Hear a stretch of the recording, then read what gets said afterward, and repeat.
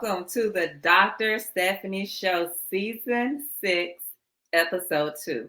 Now, I know I told you all last week that I was going to talk about something else, but this is an impromptu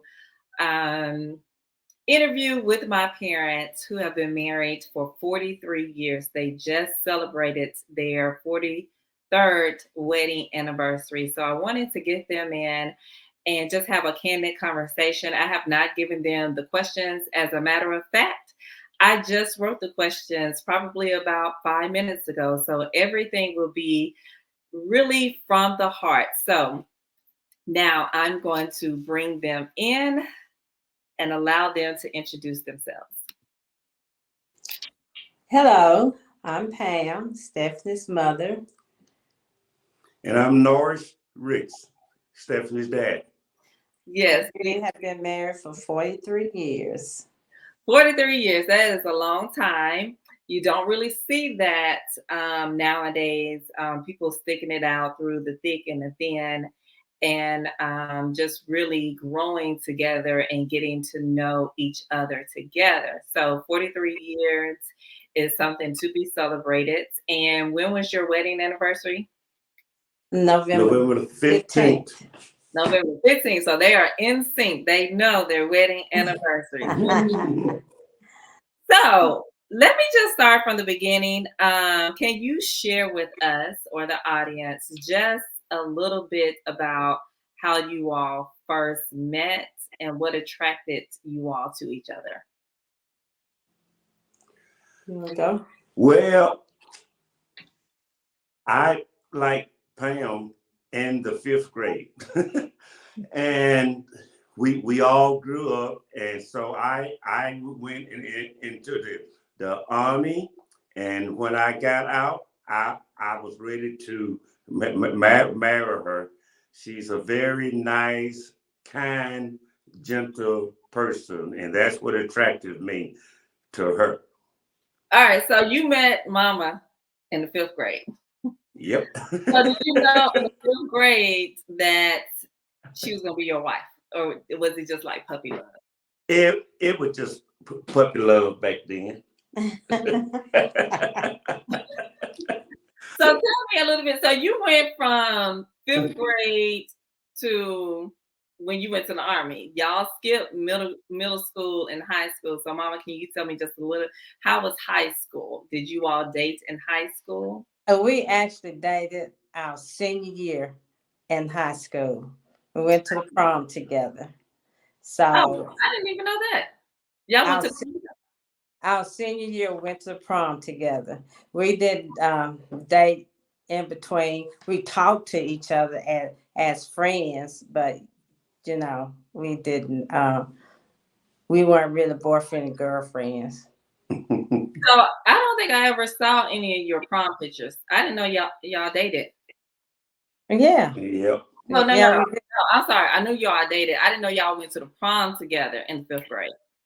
I mean, I'm all over the place. I didn't know y'all went to the prom together in the 12th grade. Yes, our senior year. Okay, did y'all take prom pictures? Yes, we have prom pictures. Oh, well, I never. That's right, because it's in the photo book, and you just hadn't looked at it, and all those pictures there. Oh, okay. We were actually had the same colors on, and he had this seamstress to make his suit the same color as my dress, pink. Well, I guess I'll see that in a couple of days when I go home for Thanksgiving. So yeah, you have those pictures out. So you had the puppy love in 5th grade, Daddy. Mama, did you have puppy love for him, or did you even notice him in the 5th grade? I didn't even know that he knew me in the 5th grade. He tells me that now, but and he's been telling me that for years that he noticed me in 5th grade. At first it was 3rd grade. Now he moved it up to 5th grade. It was the 5th grade. He said it was the 5th grade. But the thing of it is, Stephanie, I got out of the Army in 1978. Lady, hold up. You skipping. We got to walk through this thing. We got to walk through it. You can't just skip. He skips now. He skips and he stretches. But your mother was fixing to join the Air Force. But you're still skipping her. Okay, I'm on. All right. So Fifth grade, you had the little puppy love. Mama, she didn't notice you, but you noticed her.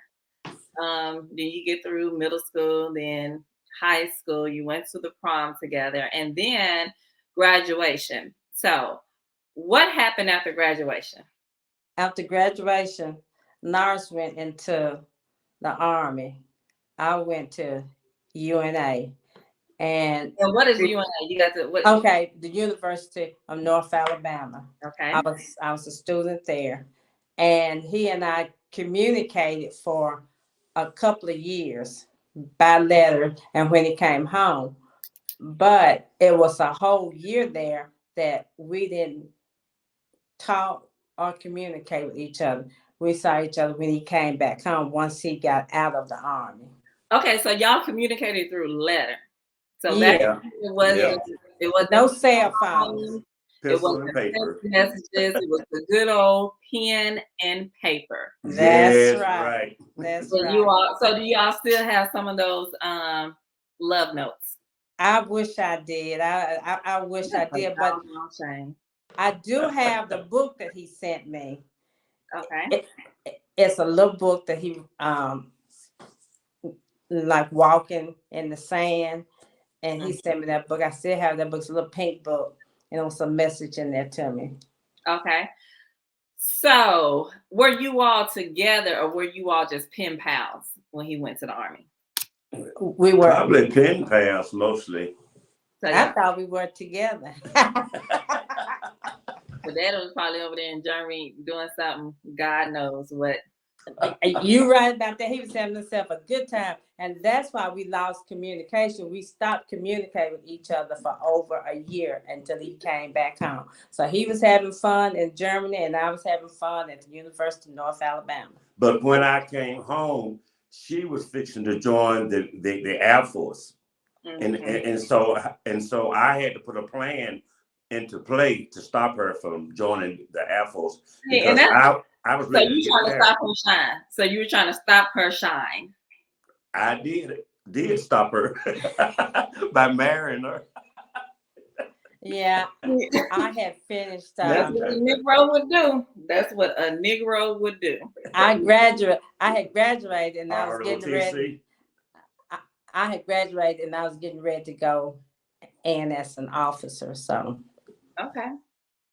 So you how did you okay, so you knew you okay, so she talked about she of course I know she communicated with you that she wanted to go to the Air Force. You had to put together a plan. How did you propose or when did you all meet each other family? Let's talk about the dating part because now Oh Lord.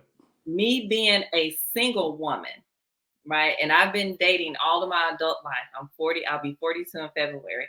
So I've been dating all of my adult life. And I'm sure dating now in 2023 was much different than dating that you all did back in the what 60s, 70s. 70s, and 70s. So 70s. how did you go about meeting each other's parents? Lord, I would go back to Because let me wait, hold on. Let me stop you because Mama's parents are well, Big Daddy.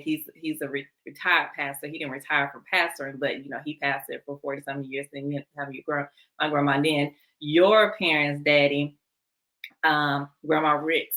She attended Tennessee A&I, which is now Tennessee State University, and your dad went to the Army following World War II. So how did you all go about meeting each other parents? when I met Pam's Mr. and Miss Shaw or Reverend Shaw, uh, back back then we didn't pull up and blow. You always had to be respectful and go into the house. But every time I went into the house, Reverend Shaw asked the same questions almost every time, and so I had to sit there, and answer questions for about 10 minutes before me and Pam could go out. So what questions did he ask? They just ask about his who family. your who your parents are and all this right here. Yeah. Oh, okay. So And I'm sorry, go ahead. no, you go ahead. Uh, there was not a formal meeting of Nars's parents. I would just go over there sometimes, so we just talk. And she knew who my dad was because she actually taught my Talk. dad. Mm-hmm. Oh, Because she, since back then, if you had a couple of years of college, you could teach. Yep. And they were all in the same classroom together. So she had taught dad. She knew my dad, and my dad knew her too as his teacher. Mm-hmm. oh wow, that's interesting. Interesting. So back then you kind of went, you didn't blow your horn. Well, I wish somebody would blow their horn when they come in. Nobody blowing a horn to get me. As a matter of fact, I don't even allow people to really, I'll meet you at the place because times are different. So I'll just meet you, or yeah, I'll just meet you at the place. So it was kind of, you went in, you met the parents, you had to sit down and have a conversation with the parents before you Yep. went out to date. So how was the proposal? Go ahead, man. You don't remember how you proposed? Yeah, remember I played What proposal. tell? You don't remember how you proposed? We were in a parking lot when I proposed. We was in the In a parking lot. It we was was, in Walmart parking lot. It wasn't down on my knees. Well, your mom and I was in the parking lot when I proposed. yes, but it was this song that had came in. This is what I remember here. 'Cause I remember the parking lot too. But that was when he got the ring. But the first thing I remember is when we had came back from a club and we were sitting in the car and this song came on. Now that we found love, What are what we we going gonna to do do? with it? And that was kind of Oh. his way of proposing. Yeah. It sure was. I forgot that part. So did he have a ring when he proposed? Yeah, I had a ring. He- I don't know.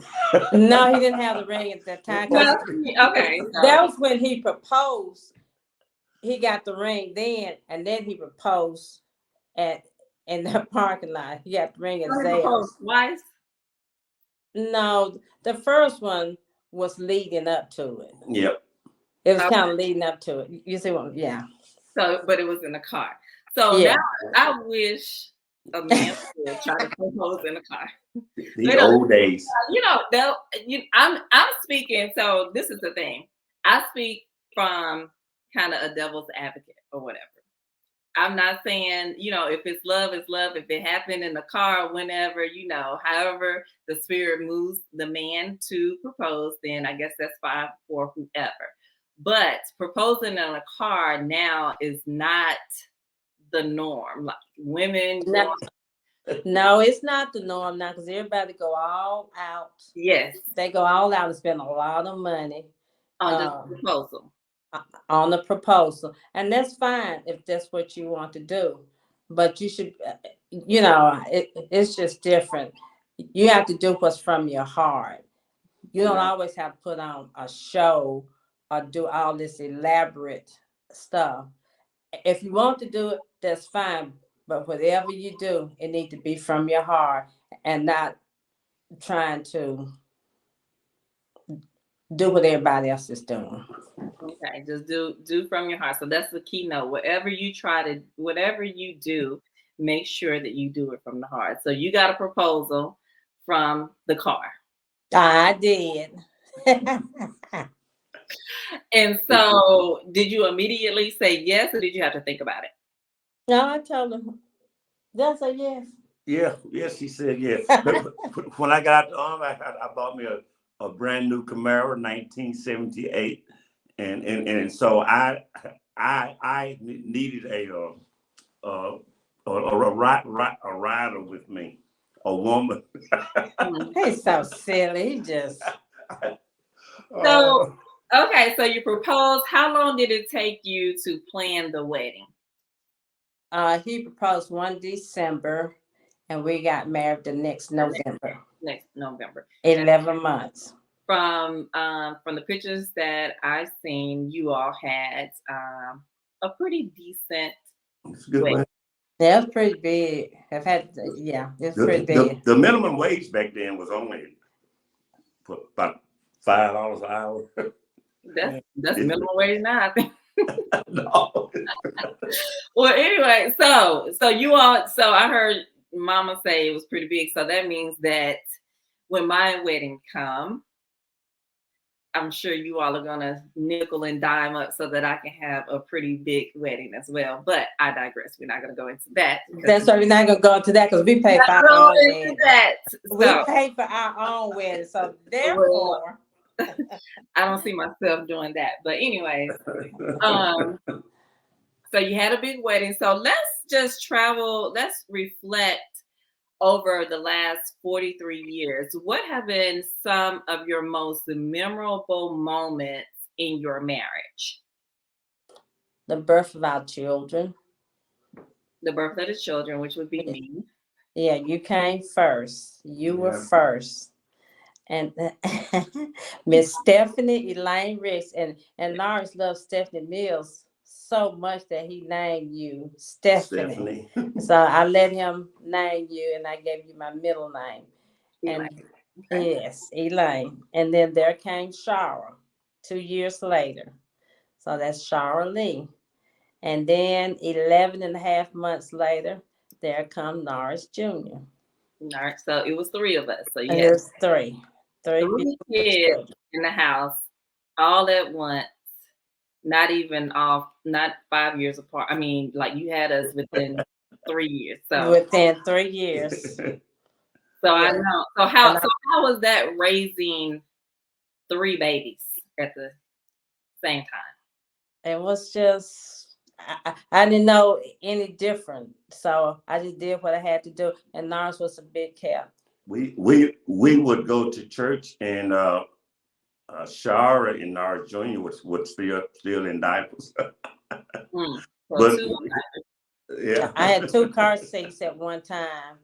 I had two car seats at one time. But if you don't know any better, you just make the best of whatever it is and go on. And God allowed us to survive. It wasn't easy, but really it wasn't hard either. So No. And so I remember growing up, we took a lot of family trips.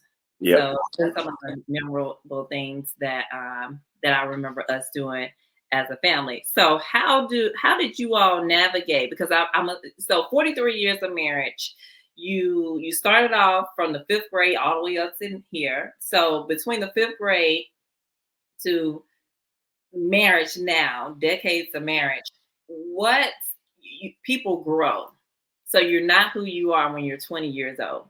You're not that's who right. you are when you're 30, 40, 50, and now 60. You're not, who you are. How do you navigate through the challenges of someone changing and you're living with that person and that person is in your face every single day? You have to see the same person over and over and over again. That person is changing throughout the days, throughout the weeks, throughout the months, throughout the years. This All right. changes. How do you navigate through those challenges? Because now people don't navigate through the challenges. They see a change and they're gone.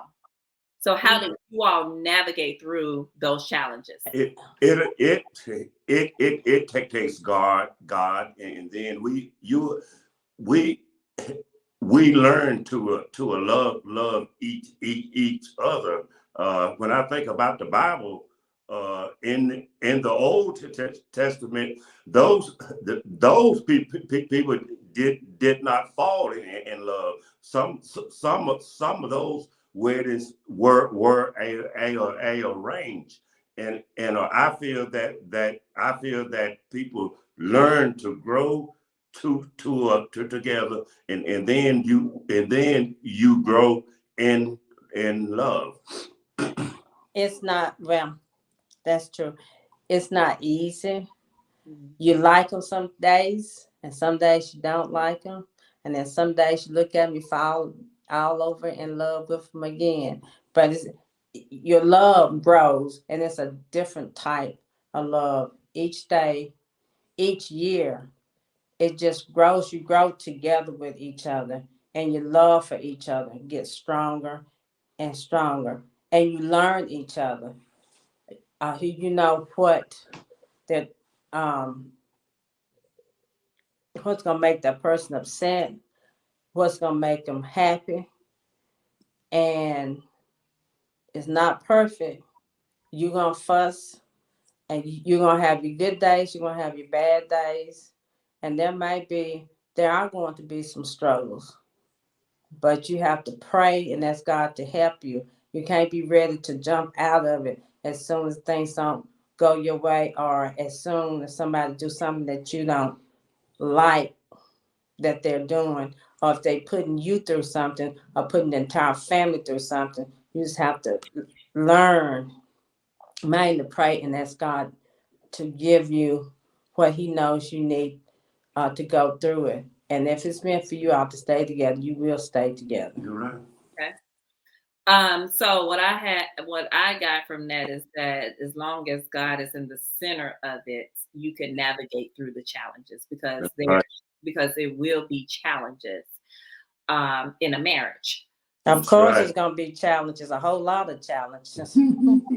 And okay, so with that being said, we're living in a time now where there's a lot of expectations for women and men when they enter into a marriage. And I have been fortunate enough to come from a family where my parents been married 43 years. My grandparents who are still living, I guess, what about 67 years, I six, believe, 6 to 8, yeah. 68 years. And then my dad's parents who have gone on at least 50 years or over 50 years. So Okay. I've come from a family of marriages. I've seen good marriages. And when I say good marriages, I mean, of course, there's going to be ups and downs in those marriages, but I have witnessed and seen people stick it out. So now there's kind of higher expectations, and I'm saying that for lack of words. There's higher expectations that women now are expecting from their husbands or their significant others or whatever the case may be. There was a viral video that went around a few weeks ago of a man telling another man that he's not the man because he's not the sole provider in his household, meaning that he makes his wife pay half of the bills. And I believe this man said, "You are a male, but you're not a man." So I know in growing up, I know you and dad both paid the bills. Daddy made, I guess, more than you, mom, but you both put all of your money in one pot. So do Yep. you all feel that a man is not a man if he makes his woman pay half of the bills? Or is he not a real provider? Um, I I think that is something that that couple have to come into agreement with, because it's different for it's different. Nars and I, from day one, we had our checking account together, Together. Yep. and the money goes into the one checking account. Um, uh, and because he has his spending money, I got my spending money, but the all of it goes into one checking account. That's for our bills, and we take the money out that we are going to spend. But it's not you pay for this and I No, pay for that, never or have been. you're responsible for that. It's never been like that. But it's different now. I do know some people or some marriages that say that one of the spouses is responsible for Yep. utility bills or Cable. cable, and then the husband might be responsible for the The house house. payment or the car payments or something. But I we just never done it, and I'm thankful that we didn't, because sometimes I think problems can happen like that. I just think it all just need to go into, if you don't have anyone that's going to misuse that money, because sometimes that can happen. Yeah. You got to trust each other with it too, because sometimes that can happen and don't nothing get paid because the money going in the wrong direction. Yeah. But the Bible says that when you married, that you become one.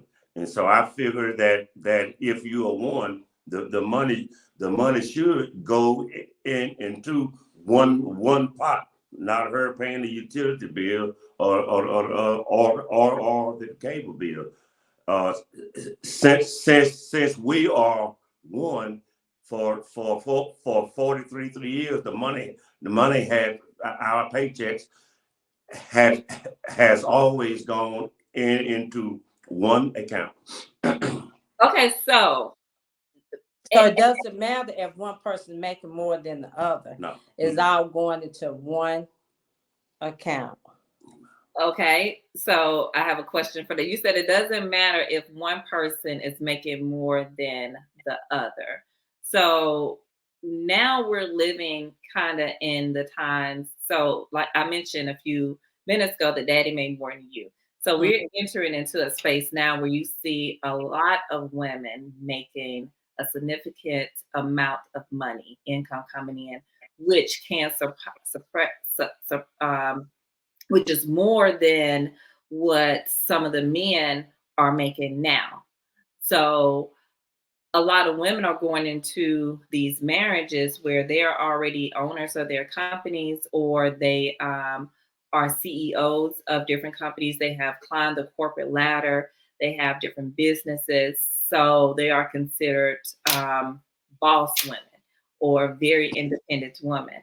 So coming, if you have a woman who's making well into the deep six figures, we'll say 250,000 now, or 200,000 a year, and you have a man who's trying to date you and he's making 90,000.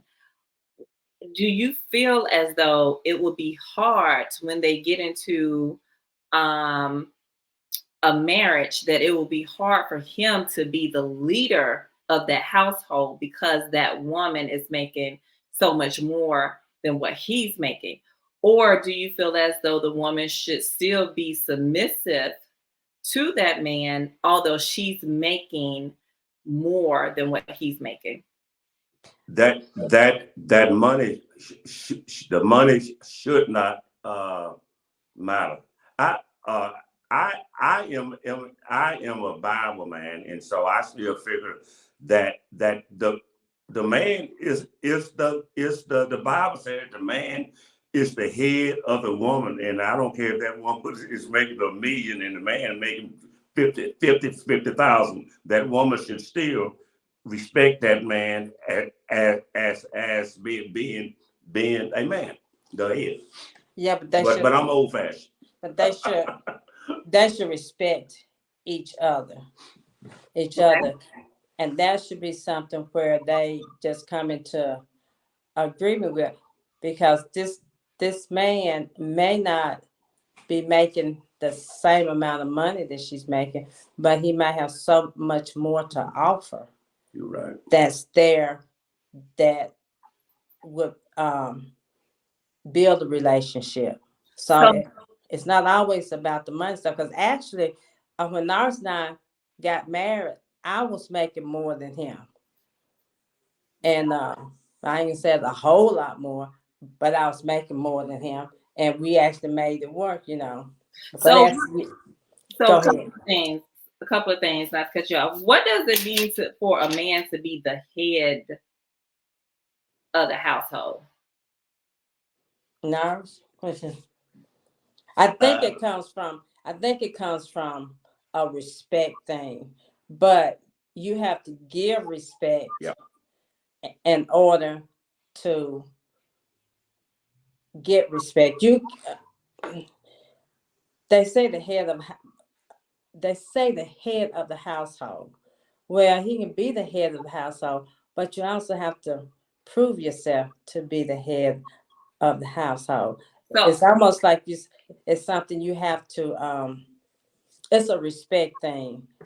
It's what it is. If someone is not, if someone is mistreating you, or if they are misusing the funds, they shouldn't expect to be the head of the household, or treated like the head of a household. but in the Bible, did God stipulations on it. He's just the head of the household. So if that man Yeah, he That's did. right. if he misusing the funds, if he's doing something that he ain't supposed to do, it's no stipulation. You There's no no, you don't have to do stipulation. that. But two, if if you are one, are you going to do something To hurt the other one. to hurt? If you do something to hurt yourself, you are in essence the other person is being hurt too. So you have got to treat everything.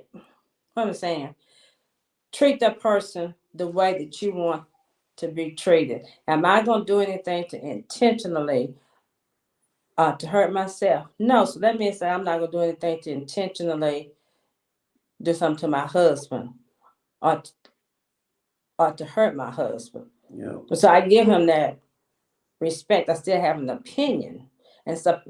I think sometimes people take that out of context as far as a person being the head of the household. You're not going to bow down to them or anything. You're going to give them the same respect that they give you. right. But the Bible don't change, and it says God is same today and the same yesterday. Mhm. And so I'm still old fashioned, Stephanie. The man is the head, but I'm not saying that that man should disrespect his life, his wife. The Bible said that a man should love his wife just as God loves the church, and God loves the church, and so I love my wife.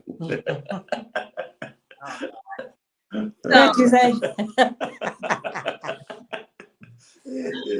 okay, so the man, he's the head of the household. So growing up, because I grew up in church.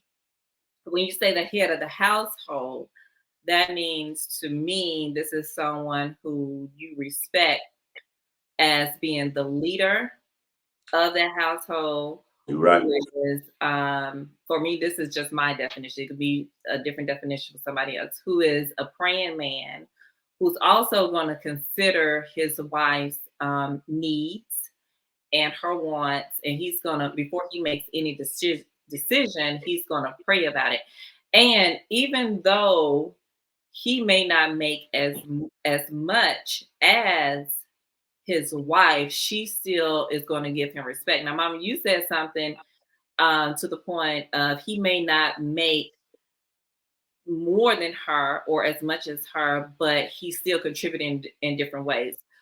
Because now women, we're not trying to hear that.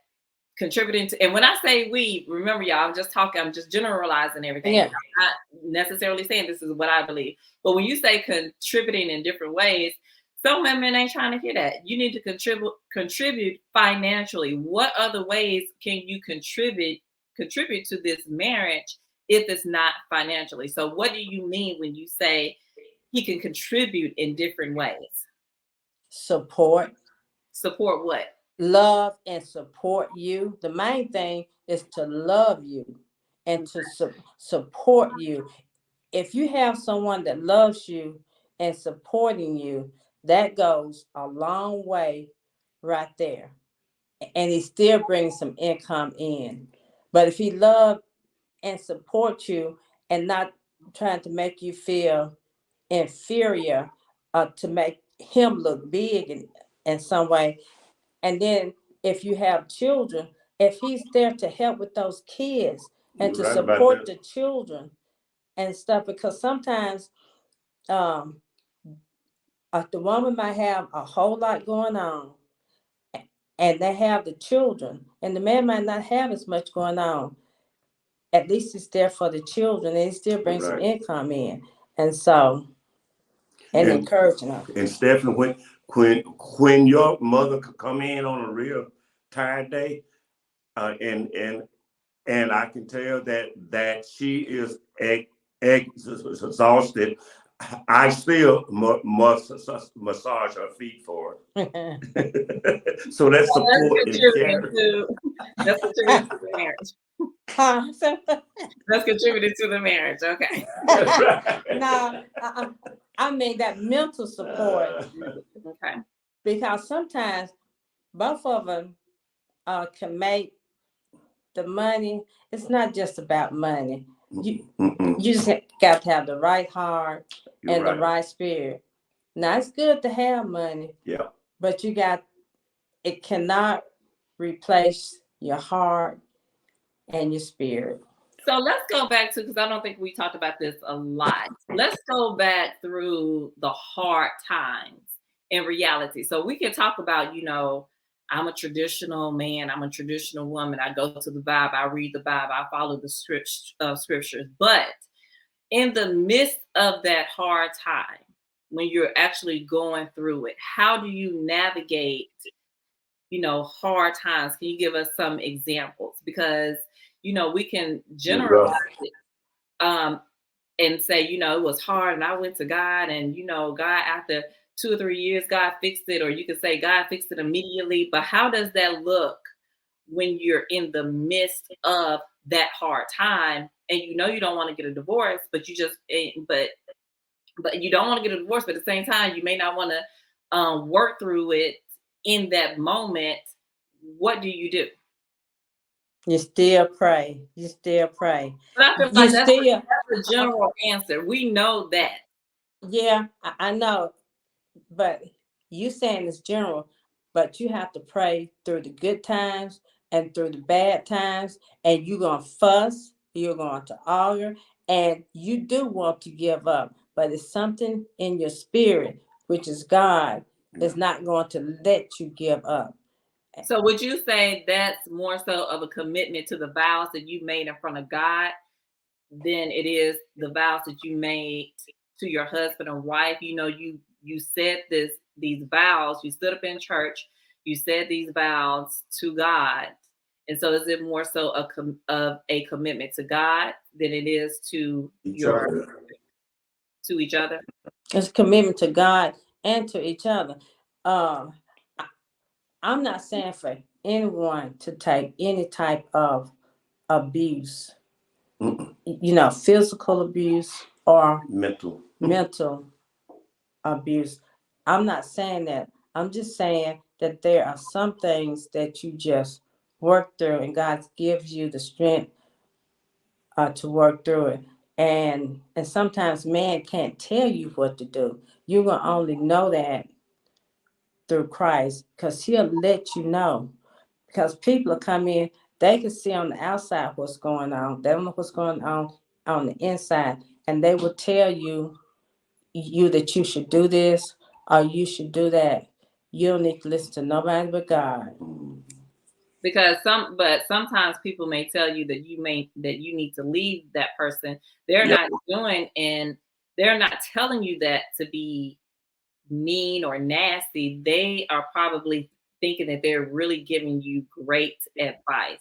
So Yeah, and that's they may be hurting for you, and mm. they thinking that they're giving you good advice, and they can look at you and see the hurt or the things that you're going through, and they will tell you that, but they don't know everything. They don't know it all. That's the best advice that they can give, but you just have to listen to what God is telling you. And no, it's not peaches and cream, because there have been times in our marriage to where I didn't like him, and I'm sure that he didn't like me either. And I'm sure it should have probably some days like that now, sometimes. But we made it. So what about communication? What was your communication style? Do you think communication is a big deal in a marriage? Do you think you should have sit down and talk about different things, or how you would like to communicate in your marriage? What role does communication play in a marriage? You have to be able to communicate. You need to know what the other person is thinking and what they are doing. But I'm You sure have to talk. You I'm have sure to talk to each other, and I'm sure you sometimes, all I'm huh? sure you all have done things where you didn't communicate with each other and you found out later on. Yes, sometimes it's a miscommunication, or that's a good excuse to say, I just didn't understand what you were saying, and you just go and do what you want to do. Hmm. So do you think you all had good communication skills throughout your marriage? Yeah. Yeah. One of the things about marriage is to try not go to bed mad at each other. Try we Pam and I you usually try to work our problems out before we go to a bed, and instead of going to bed mad, It, but it didn't always, it have happened before. yeah, because it hadn't always been like that. The longer you stay together, the The more more you you learn. realize and appreciate each other more, and, and who you know more about the other person. Because sometimes some of the things that you're fussing about is not even worth Small it. snakes. So I know growing up, I know Daddy is a very alpha male, a very a manly man.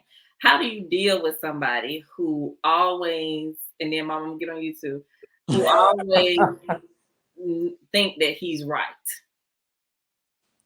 How do Because you? I am right. And now you just ignore him most of the time. Say what you want to say and be through with. Because he know I'm gonna say what I want to say, and he can say what he want to say. And so So he know he's not always right. He think he's right all the time, but he not. so how do And you deal with? sometimes you just don't care what they think. You just let them say. But go ahead. I'm sorry. And okay, and Mom, I know that you can be a tad bit controlling, a little bit, you or know, how do you deal with a controlling woman? deal with it. What I found out is sometimes a person have to give. One thing I found out is that I can't have my way all of the time, but I'm still the man of this house. So you can't have your way all the time. So that means you give in to some of the things that Mama demands. Yeah, because most of the time your mom is right, but I don't want her to know it sometimes. So at what point do you let her know that she's right? I'm every time I would finally say it, but now It I take him a while yeah, sometimes to that say that's it. what I'm saying. I might not say it the same day or the same week. So you I'll but you say might go back and just tell her. And most of the time the women are right. No, You're right. yeah, she is right. because we see things that you all may not necessarily see. But with that being said, it has to be a way that you let that man know without or with him. And that's another thing too. So when we as women, we see things that the man may not necessarily see. How do you go about letting him know, um, letting him know, but also allowing him to think that he made the decision. If It's that makes all in the conversation. It's all and how so, you are you saying it's said the it. right time? It, it- it's the right time. The main thing is the right way to say it. Yeah. If you say it in the right way, and not as if you just trying to bully them or trying to make them do it. It's just being kind, basically, and speaking to them in a respectful way. Uh, and it's the same way that you would want them to speak to you. And when you say respectful, because oftentimes, our mouths can get us in a lot of trouble where we say hurtful things that can tear someone down. And Oh from Lord. from my experience and just talking to different people, ultimately what the man really wants is that respect. And I heard that you can get more from a man by just simply respecting him. So is that Yeah. a technique that we single women should use to get married? Yes, that's right. Just be kind and be nice. Yep. Be nice and just say it in the right way and make them feel good about themselves. So is that another way of saying stroking their ego? Well, if you want to put it like that, if it's not hurting you, Stroke me, stroke me. if it's not hurting you in any way. But some people are so hard to where they can't do that. Yep. It just takes something out of them to do it. Yep. So, Daddy, do you think that mom is a feminine woman? Because now we have so many women working in their masculinity, and both male and female both have feminine and masculine energy. Is that it's just that women have more of the feminine energy and men have more of the masculine energy. So, do you feel as though mom is a I ain't feminine? never heard that before, but go ahead. Do you?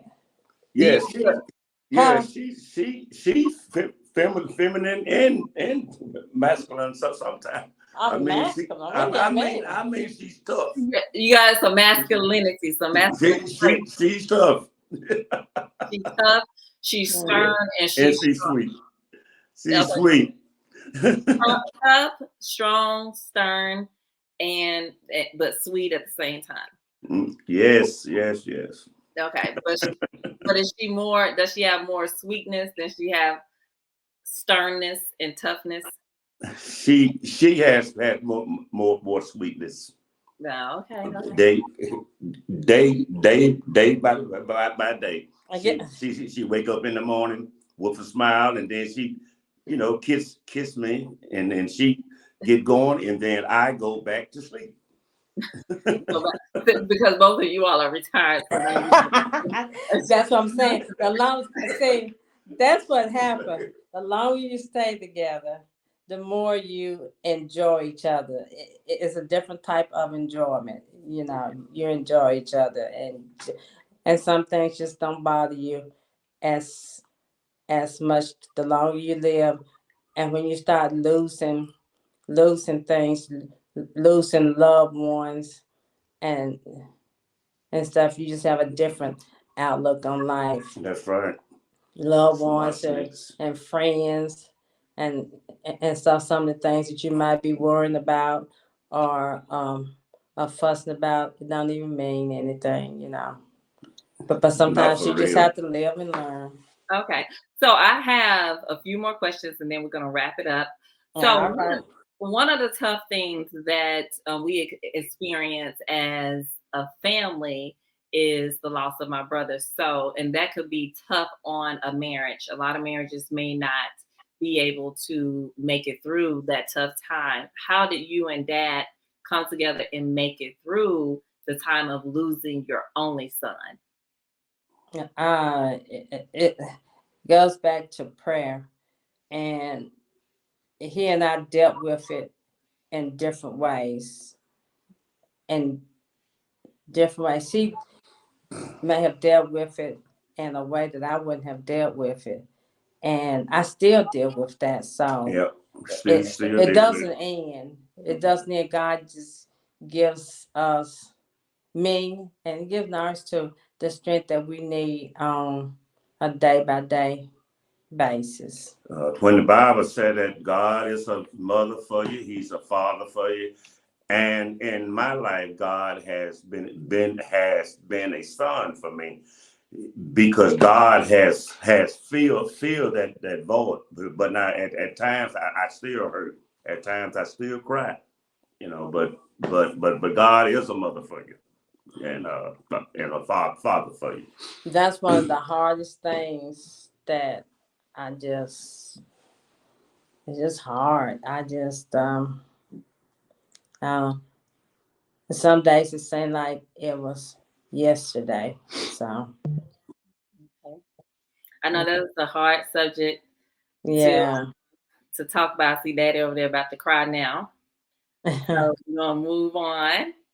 What do you all look forward to with another 43 years? What are you looking forward to? Hopefully, your plans of walking me down the aisle. I hope that's one of them. That is. That's when I'm walking you down now, and that's gonna happen real soon. Mm, Real I hope soon. so.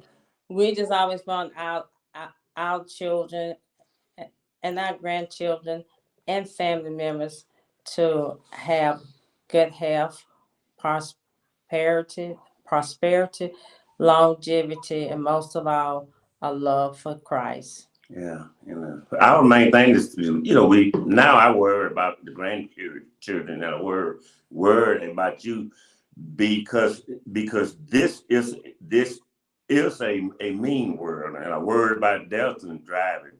So it's I don't worry about them. yeah, I I don't think worry, but about I them. think I about it and I think pray about about when I pray. the policemen and everything that be on my Yeah, mind. I don't. so Okay. many different things. So I know that, like I said, I've been fortunate enough to see, a healthy marriage. And I know that you all really enjoy each other because sometimes you see people who are married 43 years and they don't sleep in the same bed. They barely talk to each other. They don't do anything with each other. Well, we still sleep in the same bed. So I know that you all It's have, king size. I know you all have a lot of fun together. I have experienced that, I witnessed that, and I see that. Definitely want my marriage to be like that, and other women who are single and wanting that man of God to have a very fun filled, successful, healthy marriage. And the only way you can have a Man, healthy marriage, I don't care what you we have to realize that marriage is ordained by God. He's the one who created the institution of marriage. So if he's the one that created the institution of marriage, and you can only have a healthy marriage through him. You can you're have a right. worldly marriage, but that worldly marriage is going to definitely be a Gonna fizzle out. more rocky than you will experience happiness. Now, that's not to say that a marriage through God is not going to be rocky, but you have a relationship with God, and you have someone who you can lean on, and someone who you have faith in, who's going to correct that thing and straighten that thing out. Whereas when it's not built upon the creator of marriage, you're not going to know what to do when things get rocky. Hence the reason why a lot of people end up in a divorce. It has to stand on A on solid rock. And something else, except when you come into a relationship, you have to, or you should pray and ask God if this person is for you, if this is the person He wants you to be with. Because sometimes that person come and you may think you want that person, and end up not being the right person. And then it might be somebody else come and say, oh, I'm not attracted to him, or, he's not my type. But sometimes you have to give them the opportunity, and that might be the person that God wants for you. Well, that goes back to you, each individual listening to what God says, because Yeah. if you don't listen to God, you're not even gonna know that this person isn't the one for you. Yeah. Just like one of the experience that I had at one point for about 2 or 3 years straight. My thing was, if he's not making a certain amount of money, then I can't do it. I'm not gonna be with him.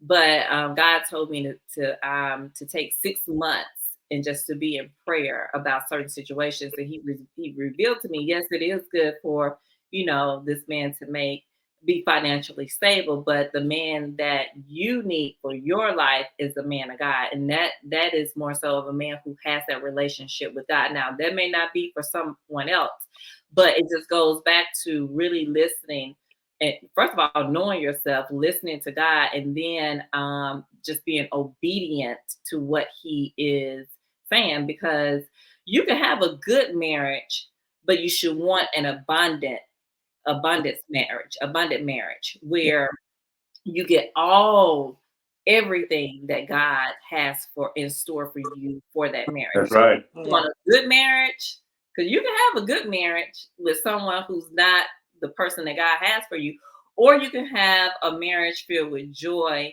and love and abundance. So one last thing, and then I'm gonna let you all go. What give us a piece of advice as it pertains to single women and single men looking for or wanting or yearning for that God-filled marriage? What's a piece of advice besides prayer? We already know we need to pray. We already know that. Well, We pray, know we need to pray, pray, pray. But sometimes the least the person that you least expect, that you might not be attracted to, get to know that person. Look at their heart.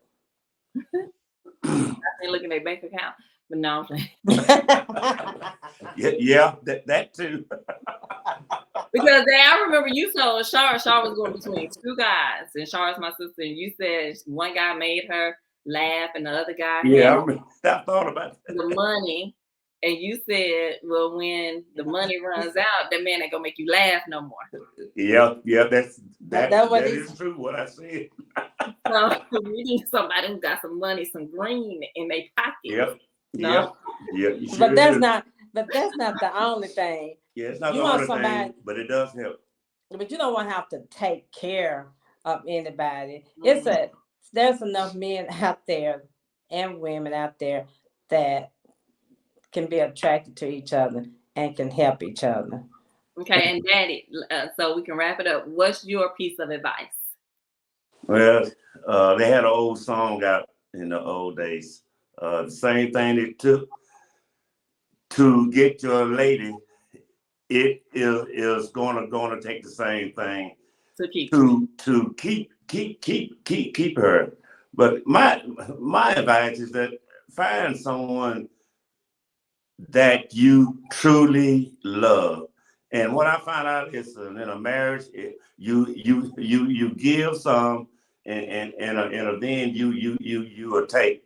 But even though the man is the head of the house, but the Bible says that we are one. And so when Pam say something, or when Pam have when when Pam have when Pam have a good idea, I listen to her, because I found out the marriage is giving and giving and taking, and the man should not rule a woman. I don't care. I don't care who is making the most money. The most money is March Nix. You have to learn to love each other and grow. Well, thank you all for taking an hour out of your day I'm tired. afternoon to talk, to interview us, and celebrate 43 years of marriage. You all have been a great example for me, for my sister, and I'm sure for those people who are in the community in which you live in. So I really appreciate you all. We love you, Stephanie. Love you too. We And I love really, you. Thanks for having us on your podcast. well, you're welcome. We And appreciate it. with that being said, you all, this is season 6, episode 2. We will go into episode 3, still talking about a prudent wife, and I do think that my mom is a prudent wife. We will continue on with that, talking about the virtues of a prudent wife. So you all have a blessed and God happy bless you. evening, and let me know, comments, let me know what you all think, and I will see you all next time. God bless. Bless you. Bless you. Bye bye.